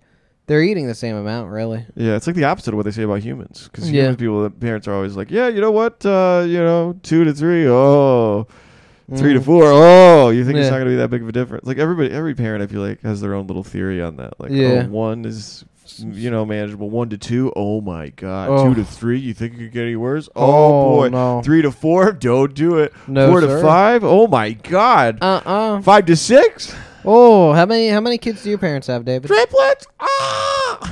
I'm a twin. Shout out twins. Oh my God. I have friends who are quads. They were test tube babies. Their mother was murdered in front of them when they were 2 years old. They were found crawling in their blood, in her blood. By their stepsister. Wait, need a little therapy. They're not well. How many? Oh, you asked how many? 5 kids in the Bakker family. Whoa, we got four Riner boys. 4 Riner boys.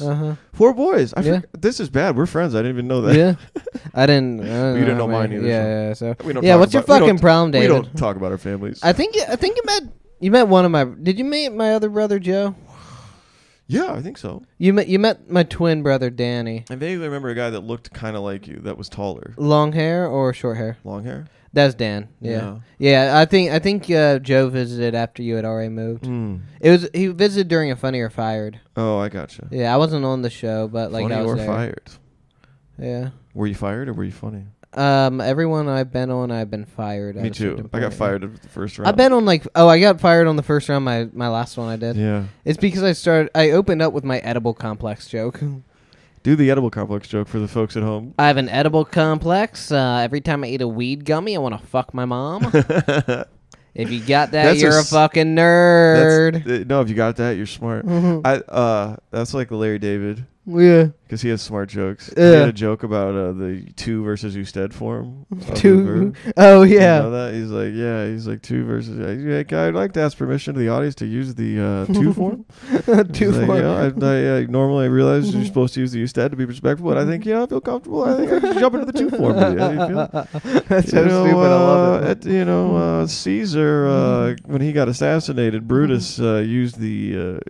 Caesar used the to form with him. He said, et tu, Brute. They think when you're being assassinated, that's a little formal. And then people would just I heard a story that he used to do that joke, and people would just stare and not get it, like your edible complex joke, and he'd be like, "You ignorant cunts," and then he'd walk off stage. That's hilarious. Yeah, like the edible complex, and he either kills or it bombs. For sure, dude. There's I think if no you do a joke like that's really good and that people don't understand, I think it's in your right to say fuck you and go off stage. And there's a slang, don't throw pearls before swine, and that's true. Don't throw pearls before swine. People don't get it. Fuck them. Don't waste your time.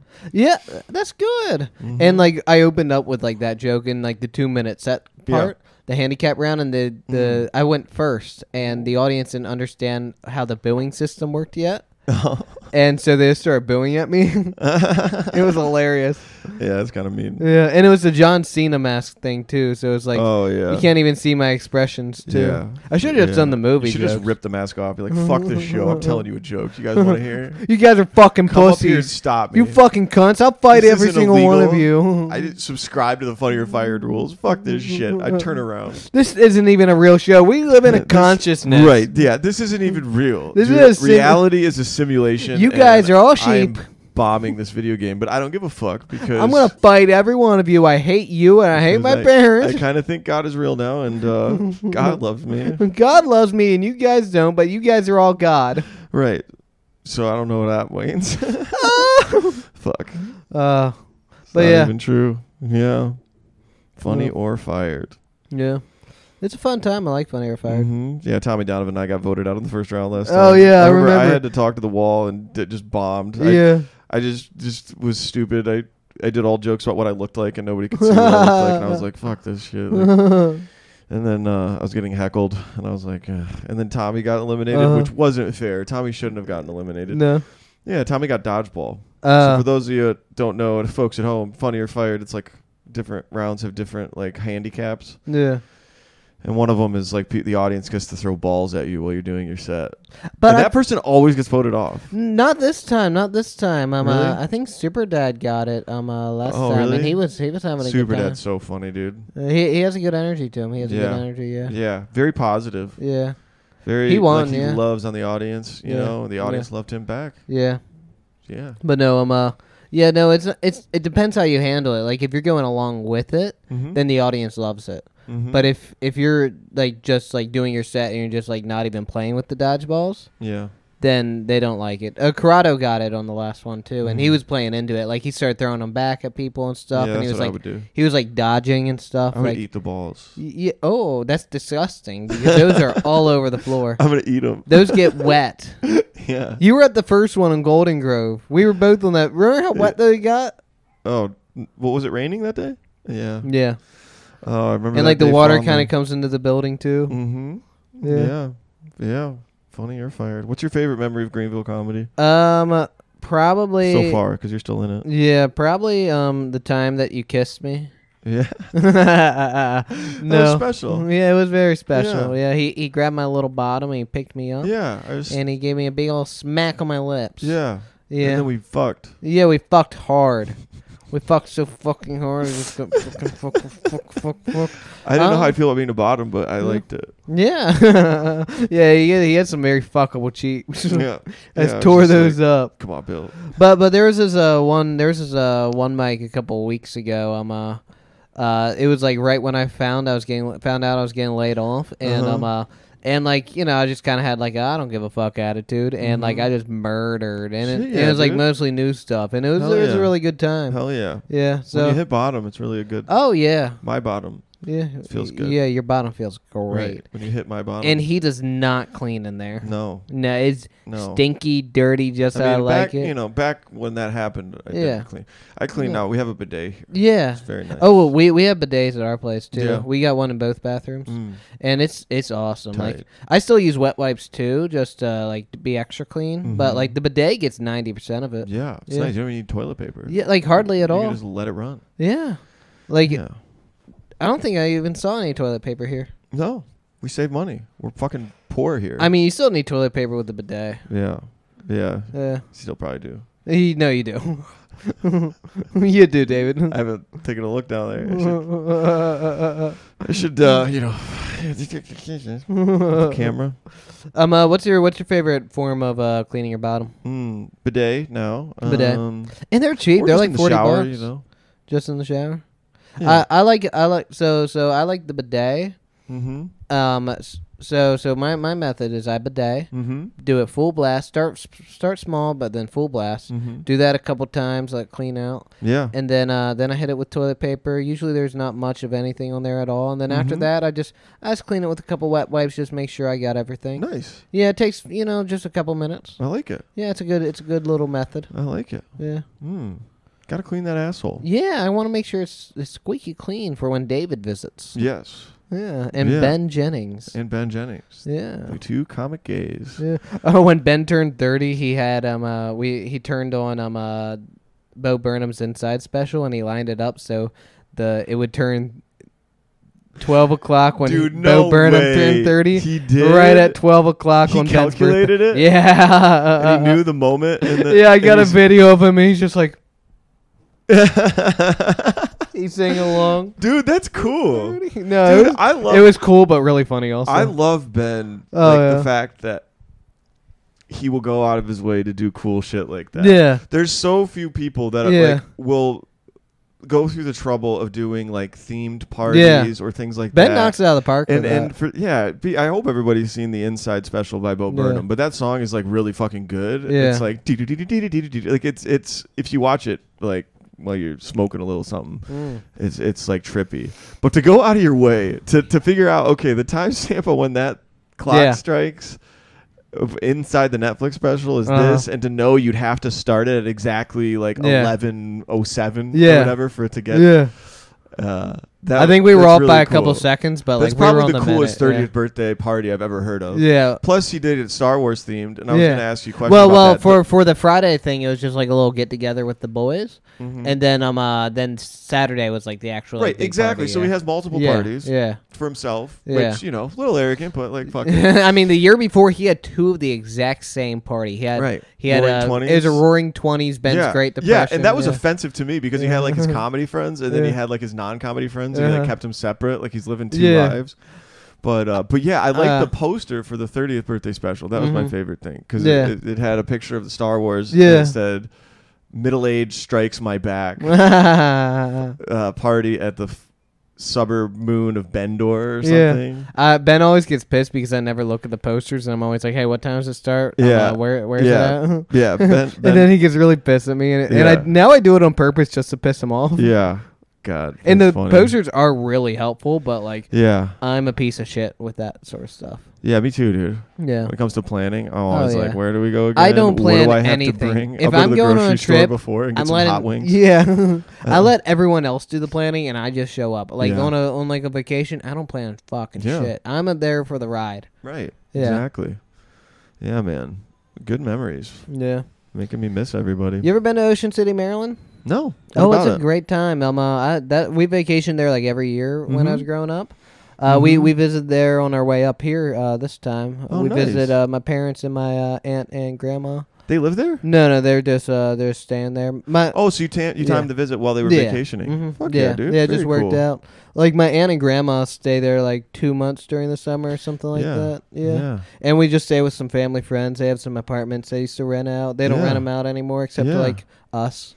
Yeah. And so like we just stay with some family friends. Ocean City, Maryland. So describe it. So we got the coast. Yeah. We got the Airbnb boardwalk. We stay right on the boardwalk. It's like a block from the boardwalk. So you wake up, you're looking out at the ocean? No, the window faces like other apartments, but like but like it's there pretty easy. Yeah, it's the ocean's literally a block or two up.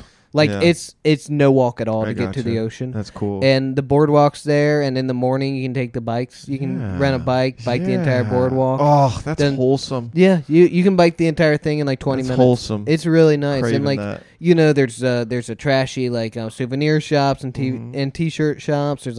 There's rides. There's like a cute little haunted house, a Ripley's Believe It or Not. Yeah. There's like piers for fishing. I love it. It's a lot of fun. I love it. Yeah. That reminds me of family get-togethers. When I was a kid, we go to Destin, Florida. No, we used to go to Destin. Isn't too. it beautiful? Destin's great. like heaven, man. That's Dude. where they shot the Truman Show. Oh, really? Or Seaside. Oh, wow. Which is the city next to Destin. Okay. Yeah, that's true. That's where they shot the Truman Show. And we used to go to that every year when my brothers did soccer. They had a tournament down there, so we would just spend like a whole week down there. Yeah. When it comes to Florida beaches, I think Destin might be the best. Yeah, in the it's state gorgeous. Because it's like powdered sugar. It's like very white, beautiful sand. And then the waters are so clear. Water's so blue. Yeah. Yeah. I remember it's like heaven. I remember like towards the end of us going there. The hotel we stayed at, I don't remember which one it was, but like the one right next to it was closer to the shoreline. And then by the time like we stopped going to Destin, like their pool was collapsing because the shoreline kept going up. Oh no! Yeah, it was wild. Yeah, global warming. Watch out warming. for that. It's not real. We live in a consciousness. We live in a simulation. Consciousness. The only thing we know for sure is real. Yeah. Yeah, that whole podcast is really weird. It flips everything on its head. It goes from like all we know is matter's real. It goes from no, matter's not real. All we know is God is real. Yeah. It's like the exact opposite argument. God, I love God. I love God. You been watching any television shows? Not really. No.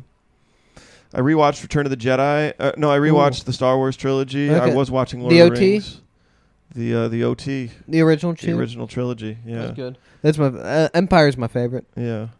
The thing that bothered me about it was there's no clear delineation when Luke becomes a Jedi. Yeah. It's not. There's no like word exam for. But also like, it's very gray as well. Like because there were no Jedi left at that point, so it's like the only ones that were in existence were in hiding, like Yoda and Ahsoka. Right. And so like, so why did Yoda not just like let him say he was a Jedi? Then because he wasn't ready. Yeah, but by the time he got to Return of the Jedi, he had already done a lot of cool shit. Yeah. And he was going to go confront Vader. I thought that might have given a little boost of confidence. Like, hey, you're a Jedi, bro. Go get him. No. That you're thinking of during Empire when he wanted to go confront Vader? No. Or when Yoda he had dies. to confront Vader again. Oh, you're talking about when Vader dies? Right. But Yoda told him. when Yoda dies? Told him you're not a Jedi yet. When in Yoda Return of the dies? Jedi. Okay, yeah. Right when Yoda dies. He's like, you got to beat Vader first, and then you'll do it. But like otherwise, you're not it yet. I think that's... None of the other Jedi had to do that. Well, no, because I think it's because he was like overcoming his emotional attachment to things and like his draw to the dark side. You know. Of course, that's true. Yeah. Have you seen Ahsoka? The episodes of Ahsoka yet? Ahsoka? Yeah, No. It's a new Star Wars show. It's about Disney Anakin. Plus? Yeah, it's Anakin's Padawan, Ahsoka Tano, played by Rosario Dawson. I didn't know Anakin had a Padawan. Yeah, it was from the Clone Wars. It's the show's kind of like a sequel to Star Wars Rebels. Okay. Which is like another animated show. Mm-hmm. But it's really good. I'm really liking it so far. And Anakin's a little Force Ghost Anakin appeared in the last episode, and the new episode came out today. So why would a Force Ghost Anakin appear in that? It's about Anakin's Padawan only. Her. So it's and not when the Padawan is being trained by Anakin. No, because that was all in the Clone Wars. This takes place chronologically after Return of the Jedi. Yeah, this takes place like in like Mando time. Mandalorian time. Yeah, so like okay. about I don't even know when Mandalorian takes place. That takes place about 5 years after Return of the Jedi. Oh, interesting. Yeah, so this is about 5 years after Return of the Jedi. Okay. How did the Han Solo show, or the Obi-Wan show do? It was okay. It should have been a 2-hour movie. Uh-huh. It was 2 hours of really good stuff, and how many episodes did they do? 6 episodes, I think. And is it done? That's all. Yeah, that was all it was. Okay. And like they had some like the Obi-Wan and Darth Vader scenes were all really amazing. Like there's a scene where like they're like final fight. Like Obi-Wan like destroys Vader's mask and like his like breathing apparatus and stuff, and so like Vader's just like kneeling on the ground, and like you can see Hayden Christensen's face poking out from the mask, and he's like, "You didn't kill Anakin Skywalker, I did." Yeah. Wow. It was really badass. Wow. Like cool. the voice modulators like going in and out, so like it's crazy. Oh, I see. It's really powerful. That would be a powerful scene. Yeah. And like you can see like a slight we might have smile. to pull that up when we wrap here. Yeah. It's badass. And you didn't beat Anakin Skywalker? I did. Oh, and dude, Mary Elizabeth Winstead, Ewan McGregor's wife, is actually playing Hera Syndulla in Ahsoka. Yeah, she's a little Twilight pilot from Rebels. Yeah. Yeah, it's really cool. Have you seen the movie Twilight? Yeah. Yeah? What do you think? No. I saw them. They're not good. I watched them with a girl recently. The new girl? Yeah. The girl that you're maybe not seeing? Ish. That girl? Yeah. She didn't like Oppenheimer, but she likes Twilight? I may have misspoke. This might have been before. Uh-oh. Anyway, Twilight is that was decent.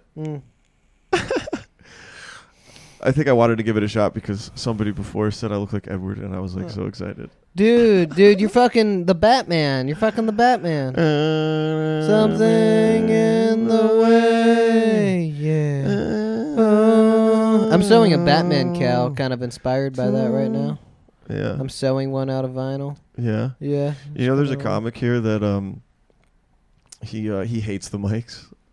I fucking love this guy. Yeah, he hates the mics. He's from Chicago, and he's performed at Zanies, and he's good. He's funny as shit. And he's just like, dude, these mics fucking suck. He's like, we shouldn't be doing this. Like, yeah. But he will go to mics, and like he'll put shit on his Instagram story, and the shit he does, he'll call the open mics trenches. He's like trench number 2 for the day, and that's hilarious. And then the music he'll put on it is.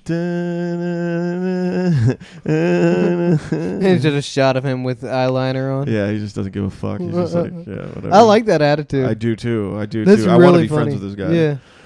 Hey, shout out to sad Bruce Wayne guy. David would really like to be your friend. I would love to be your friend, bro. They filmed The Dark Knight in Chicago, so you know. He got a spot at New York Comedy Club opening for a dude the other day. Oh, he did? Oh yeah, that's funny as shit, dude. That's awesome. Yeah. So that's really chill. Very chill. That was nice about Greenville. That's what's nice about Greenville. Like, just being, like, working at the club, you can get, like, random, like, hosting and opening spots or, like, guest spots. Like, it's really cool like that. Yeah. Like, here, I don't feel like you got that opportunity. Right. Yeah. Yeah. 100%. Have you considered, like, trying to get into, like, doing any of the sound control for any of the clubs? No. I feel like that's a good way to I haven't even tried. I feel like that's a good way to get into, like, the club. Yeah. You can be like suck a little D, you know? Yeah. David Tell. I mean, why not? We did it at Comedy Zone. It's fine. Yeah. Yeah. Honestly, I kind of like DJing at the Comedy Zone. Hell yeah, dude. Yeah. It's fun. Shout out fun. Brandon. Shout out to, appreciate those opportunities. Grady. Yeah. Grady cracks me up. Grady's awesome. His text in, like, the group chat. Like, I like when Grady gets pissed off. Yeah. Oh, like sometimes we fuck up. Yeah. DJs, we fuck up. We're human. Yeah. But what's really fucking funny was he made, like, a big text like, "Hey, I'm gonna raise the pay for the DJ, but you guys gotta be here by door." Like, usually we were just had to be there half an hour before the show, but now he wants us there by door. And he sent that like 2 days ago, and then 2 days later, one of the DJs, I won't name him, shows up like 20 minutes before door. Yeah. Are you retarded? Before the door? I mean 20 minutes before the show. Sorry. Oh, before the show. Yeah. 20 minutes before the door would be good, but yeah. Yeah, no. Yeah, no, that's stupid. Yeah. And, like, even if you're, like, there, like, 2 minutes after door, that's still a door. That's fine. Yeah. But, like, you know, it's stupid. Yeah. And it is a risky business, DJ. Yeah. I think the biggest gamble of that is, like, the laptop not working. Oh, my gosh. I've had that happen so many times where, like I'll check the music, like, before, like, each person goes on. Like, I'll press pause and play just to make sure it's working, and then it won't. Or, like, a random ad will pop up when I already checked to make sure there's no ads. Yeah. And, like, or, like, one time I've had it freeze on me multiple times, and then someone just has to walk up with no music. Yeah. It'd almost be better if you could just, like, hook it up to an iPhone.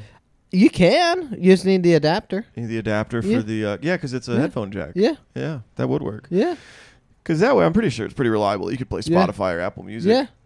If you paid for it. Yeah. I mean, I got my Spotify logged in at Comedy Zone. I made the white people pump up list because no one there knows white people songs, and so, like, for a white show, like, white people pumps them up. Like, I've had a lady, like, come up to me after the show and be like, "Were you the DJ? Yeah, I loved your song picks." Yeah, I hate your song picks. You always would bring me up to White and Nerdy by Weird Al. Yeah, I did. I hate that song. It doesn't get anybody hyped. Then pick a different fucking song. Yeah. Well, I like Never Gonna Give You Up by Rick Astley. Never gonna give you up. I loved bringing Cater up to Fat. One time he got so pissed and he shouted, "Bill, I'm tired of all this fat shit." And I shouted, "Then lose some weight." Dude, you were mean. That's shitty, but that's hilarious. It's kind of funny though. Oh no, that's hilarious. I mean, it's all you're not actually an asshole, but like, yeah. I'm an asshole to some people, but not to most people. Yeah. Well, dude. Yeah. Where are we at here? You tell me, buddy. Oh, an hour and a half, dude. I feel like I got a good like fucking spidey sense of like. Yeah. Were you guessing an hour and a half? Oh, I don't know. Yeah. But like that's a good episode. I'd say so. You think? Yeah. You got anything else you want to talk about? Rack your brain. Let's see if we got any good topics to let's close it see. Let's rack my brain. Some good Bill prompts. We already talked about my cats. We talked about Baby G. BBG. We talked about the homos, the art cards. We talked about the Greenville scene. Yep. I'm opening up my own business soon. Shout out Bill's alteration shop because Bill was fired. Well, I wasn't fired. I was eliminated. We were in a bankruptcy and we got bought out. And then part of that being bought out, they eliminated my position. I'm just kidding about Bill being fired. Yeah, he's just kidding. I'm a comedian. Yeah, he's kidding.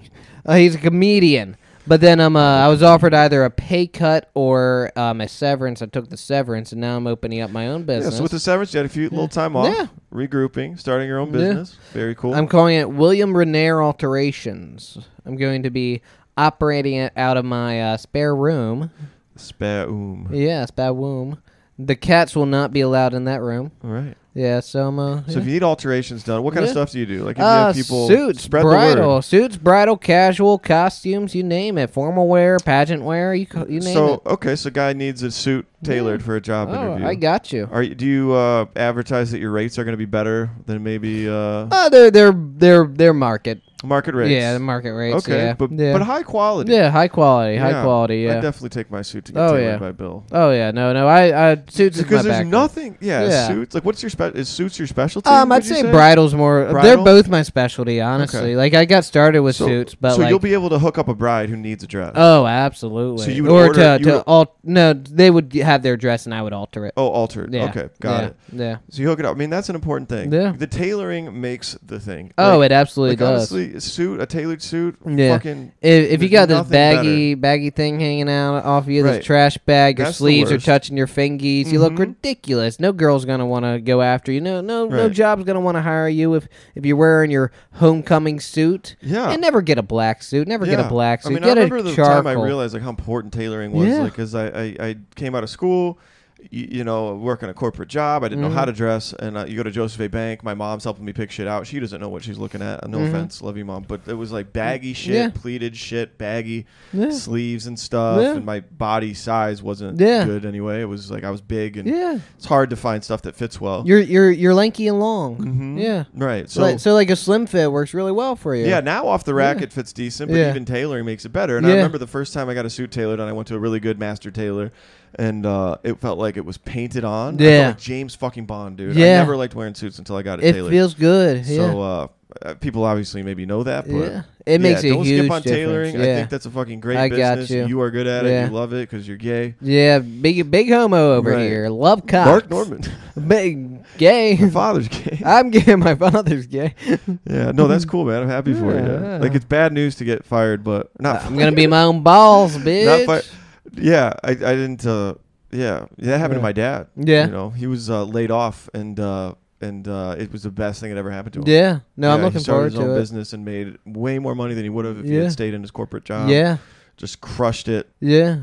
So yeah, I'm not gonna have like any overhead costs, just like supplies, until like I end up renting a place because eventually I'm gonna expand it. Yeah, but once I'm sure I can keep that amount of work up. Yeah, but like just starting out on my own, it's just a one man business. Yeah, spread the word. Seriously, if anybody needs a suit, friends who needs a suit, you need a dress altered, bridal, get something off the bridesmaid, rack, get a bride, save money on your wedding. Yeah, you need some jeans hemmed. I gotcha. Jeans hemmed. Yeah, you do dress shirts.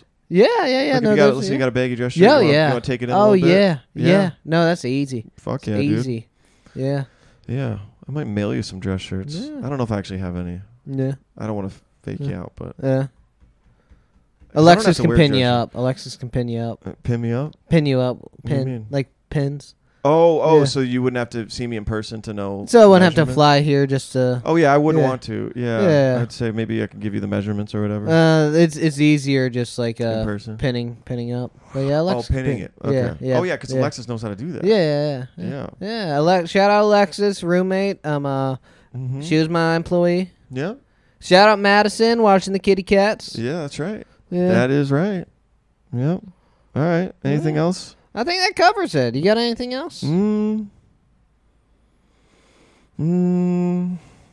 Allah. Go Allah. Assalamu alaikum. Watch the Lex Friedman podcast. Talk to me about it. Yeah, talk to him. He's lonely. David's lonely. Lonely. Yeah. So lonely.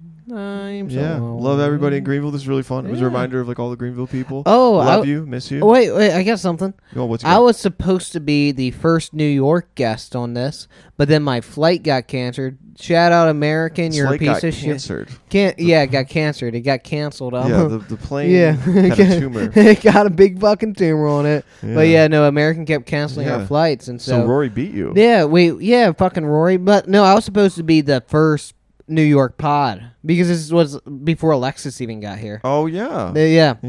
But so American fucked up our flights and stuff, and we missed Eid, which is like Muslim Christmas, and we missed fucking Hamilton. Oh, yeah. Did you ever get reimbursed for that? Your tickets to Hamilton? No. Dude, that's a huge loss. How much were those tickets? She got them on like a voucher, so only like $40. Oh, good. Yeah. Well, it still sucks to lose $40 each. Yeah. Yeah, dude. Yeah. Well, we made it happen anyway. Yeah. This is really fun. Yes, sir. Comedy. Love podcasting. Thanks for listening, everybody. You all know Bill, but follow him. Check him out. Check out my toast review on the news. Support his business. Yeah, he did toast review on the news. Yeah. With the lovely, what's her name? Margaret? Margaret. Yeah. I miss Margaret. Yeah, Margie. I don't really know her, but Margie. Yeah. Margie. Margie gal. Little Margie. Yeah, I can't believe she ate the toast out of your pocket. That was awesome. You pulled a piece of toast out of your pocket. Yeah. And she said, "Nature's own. They know that you're doing this. No, they've asked you to stop, but." You want one? Nature's own. Yeah. I would love to have done a toast review on here. I don't think we even have bread. Oh. Did I bring any? No, I didn't. We could do a wood review. We could do a we can do a tea review. Or do a tea review? All right, let's do a tea review. This is Republic of Tea bold black chai. Been sipping on it all day. Been sipping on it. Let's take a drink. Let's take a drink, Rino. That's bold. I like mine with cum. It tastes like it has cum in it. It tastes like my dad. It tastes like my wife's boyfriend. That's what it was. That's the Bill joke. Oh, actually, no, before I let you go. Yeah. Can you do the favorite joke? Phantom of the Opera? No. Soft. So I went soft in the girl's mouth the other day. She described it as a small animal dying in her hands. But I still really like her. So I bought her a ring for my cock. Bill Riner, ladies and Bill Riner, David Bakker, everybody. Live from New York. Live from New York. All right. Thanks for listening, everybody. Thanks, guys. Bye, Mom.